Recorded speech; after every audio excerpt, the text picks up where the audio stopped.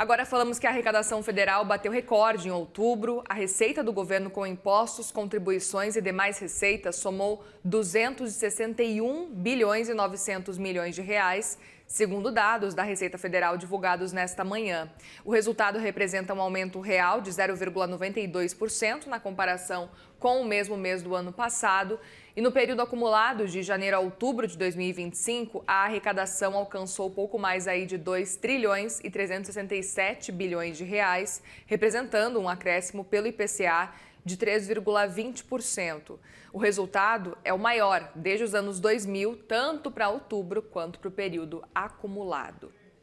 E o mercado reduziu também a previsão para a Selic no ano que vem. Segundo as projeções do boletim Focus, divulgado hoje pelo Banco Central, hoje pela manhã, a expectativa agora é de uma taxa de juros a 12%.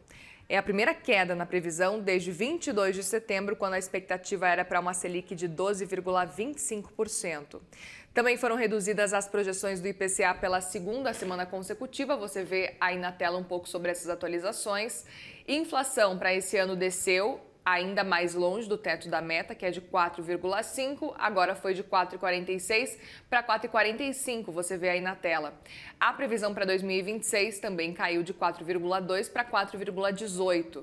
E por fim, PIB e câmbio não mudaram e a variação do produto interno bruto segue em 2,16, então como você vê para esse ano, e 1,78 para 2026. O dólar continua em R$ 5,40 em 2025 e R$ 5,50 para 2026, ano eleitoral.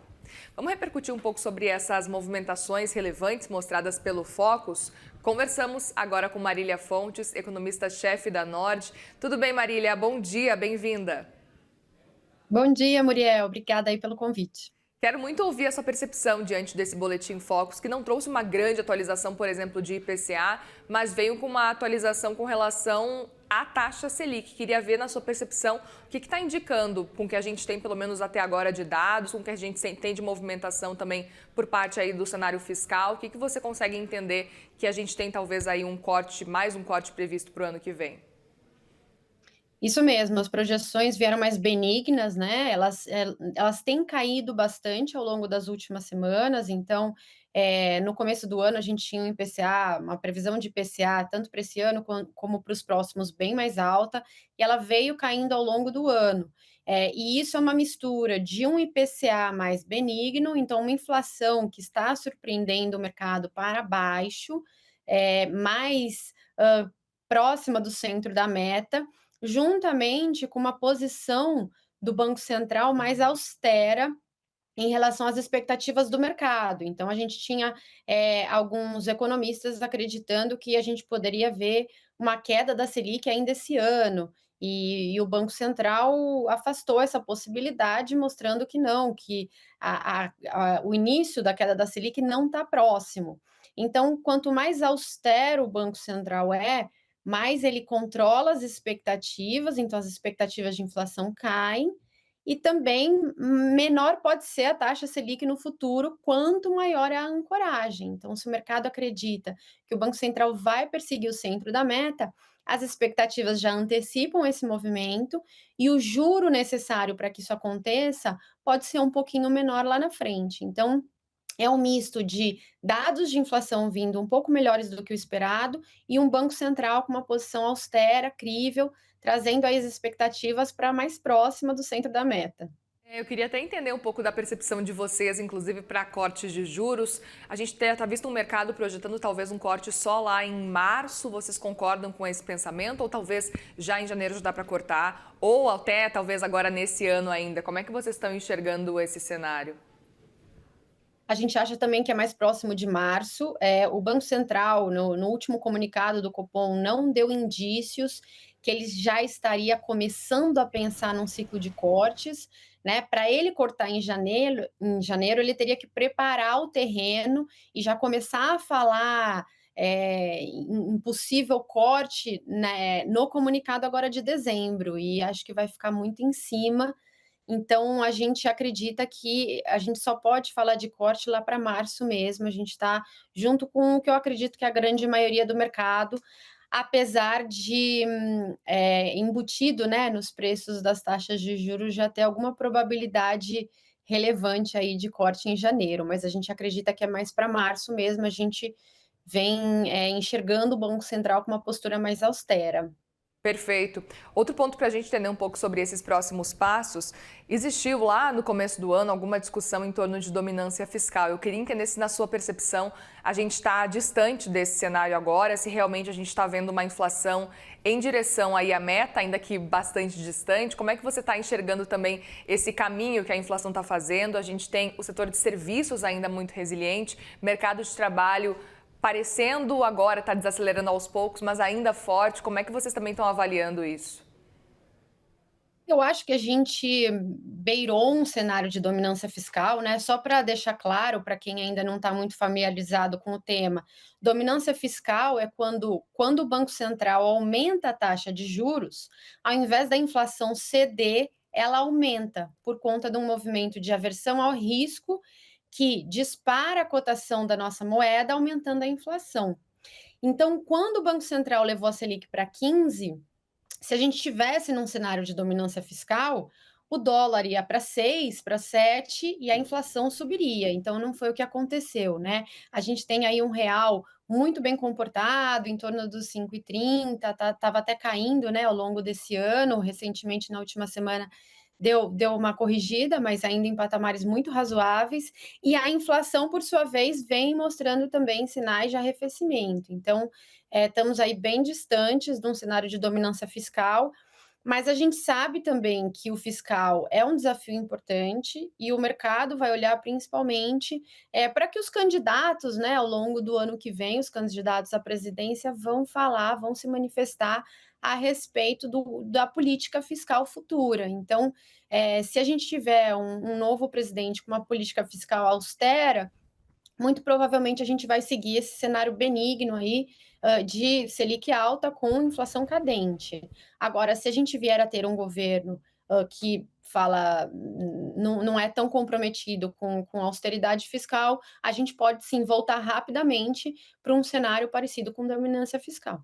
Perfeito. Queria até entender com relação aos próximos comunicados do Banco Central, se vocês acreditam que a gente possa já esperar talvez alguma sinalização, levando em consideração esses dados que a gente tem acompanhado macroeconômicos, talvez já na reunião agora de dezembro, talvez alguma mensagem de que talvez seja possível cortar e não manter aquela manutenção ali de uma taxa de juros da forma como está por um período bastante prolongado, que esse aí já está há bastante tempo. É verdade. Eu acho que não, viu, Muriel? Porque o Banco Central hoje ele está numa situação muito confortável. A taxa Selic alta, ela tira o sono do Banco Central quando você vê um desemprego subindo muito, quando você vê uma atividade muito fraca, que não é o cenário atual. A gente ainda tem uma atividade resiliente, embora desacelerando, e o desemprego, que é o que realmente bate acho que na no quanto o Banco Central fica preocupado, né, com aquela Selic alta, o desemprego está nas mínimas históricas. Então a gente não vê uma ansiedade da autoridade monetária em cair a Selic. E, por outro lado, a gente vê ainda a inflação e as projeções de inflação, as expectativas de inflação ainda distantes do centro da meta, que é de 3%. Então, o próprio Focus chega perto do 3,5% lá em 2028 apenas. As expectativas do mercado também, com uma inflação implícita nos títulos públicos ainda de 5,5%, 5%, então níveis ainda bem altos de expectativa de inflação. Então, eu acho que como o Banco Central não tem essa urgência, porque a atividade vai bem e o desemprego está nas mínimas históricas, eu acho que ele vai pecar pela austeridade mesmo e vai começar a pensar lá em março. Perfeito. Talvez então a gente possa ter algum comunicado, alguma visão aí do que realmente pode acontecer, talvez janeiro e principalmente março, para entender o caminho do BC. Outro ponto que eu gostaria de entender, na sua percepção, a gente tem visto uma preocupação muito grande do mercado como um todo com relação ao cenário fiscal, como você citou, e principalmente com relação, olhando aí para 2027, com questão de precatórios, uma preocupação já em 2026, mas 2027 talvez seja um momento aí crucial. Eu queria entender a sua visão com relação a esse cenário especificamente e o quanto que pode preocupar 2026, levando em consideração que a gente sabe é um ano eleitoral, dificilmente existe corte de gastos em ano eleitoral, mesmo que um governo passe para um Congresso um texto como esse, dificilmente o Congresso também vai aprovar, porque todo mundo está no momento aí de gastar mais para tentar se eleger, se reeleger também. Queria entender muito a sua percepção diante desse cenário de 2026 e do quão desafiador pode ser para a nossa economia, ainda mais agora que a gente parece estar entrando aí nos eixos. Exatamente, eu acho que esse cenário, principalmente do primeiro semestre, né, que é quando eles poderiam ainda fazer alguns estímulos, e dentre eles o próprio pagamento de precatórios é dinheiro, né, que você coloca na mão do mercado, e na mão das pessoas, então, é uma preocupação porque o mercado e o próprio Banco Central esperam uma desaceleração econômica no final do ano, com o arrefecimento da inflação, e isso que permitiria a ele cair a Selic ao longo do ano que vem. Agora, se você, por conta do ano eleitoral, tem mais estímulos e mais gastos, e não só precatórios, né? Já estão falando sobre tirarem outros gastos do teto de gastos, como, por exemplo, educação já sai, né? Mas vários outros que foram ventilados aí na imprensa. Tudo isso é mais gastos ao longo do ano que vem e que podem sim impedir que você tenha uma redução da taxa de juros. E mais do que isso, a gente já tem uma dívida PIB muito alta e o serviço dessa dívida passa a ficar cada vez mais inviável e comer uma parte cada vez maior do orçamento. Então, o que o mercado se preocupa, principalmente, são esses gastos fora do teto, que apesar do governo estar fazendo um esforço para cumprir a meta, né? Eles vão colocando cada vez mais gastos fora aí da meta, fora do arcabouço, e isso gerando cada vez mais estímulos na economia e dificultando muito o trabalho do Banco Central em cair a taxa de juros. Então, os precatórios eles fazem esse efeito, né? Eles são estimulativos para a economia. Então, preocupa com certeza, não só pelo lado do fiscal, mas também pelo lado de ciclo de queda da taxa de juros. Bem, outro ponto que eu gostaria de entender com relação à sua percepção, Marília, é com relação ao PIB, o crescimento do nosso país, Produto Interno Bruto. A gente acompanhou, inclusive, uma previsão de que talvez crescesse um pouquinho abaixo de 2%. Ao longo desse ano, a gente foi vendo uma previsão de crescimento um pouquinho maior, agora em torno de 2,16%, segundo o Boletim Focus. Vocês concordam com essa projeção do Focus? Queria entender um pouco sobre como que se movimentou ao longo do ano, na percepção de vocês, esse cenário para o PIB, o quanto que a gente tinha, inclusive, previsão de uma super safra, que teve no fim das contas, mas talvez um cenário não tão positivo para o agro especificamente quanto foi esperado ao longo desse ano. Quais foram os impactos principais para a gente tentar já meio que fechar esse ano aí de 2025, apesar de que ainda estamos antecipados, que ainda tem um tempinho pela frente? Ao longo desse ano, a gente veio se surpreendendo positivamente com o PIB, né? Apesar do agro ter mostrado uma volta em relação aos outros os anos que foram muito bons, ainda em um patamar muito forte. Então, a gente viu uma melhora das expectativas ao longo do ano de 25. E o ano passado foi a mesma coisa, né? O mercado começou mais pessimista com o PIB de 2024 e foi surpreendendo para cima, 2023 a mesma coisa. Num misto de vários estímulos,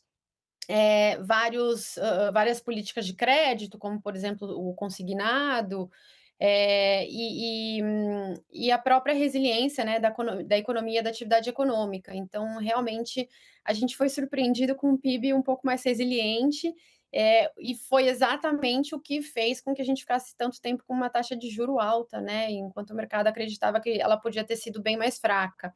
A nossa expectativa é PIB ainda resiliente para 2025, né? Tivemos um primeiro trimestre e um primeiro semestre excelente, mas com uma desaceleração no segundo semestre, e a nossa expectativa é que no próximo ano ele venha a desacelerar.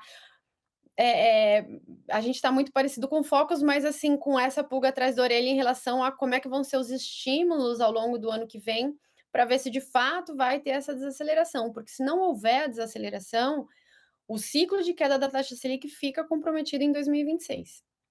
Muito bem, Marília Fontes, sócia fundadora da Nord. Obrigada mais uma vez pela conversa e volte sempre. Muito bom te ouvir sempre. Obrigada, Muriel. Até mais. Até, boa semana.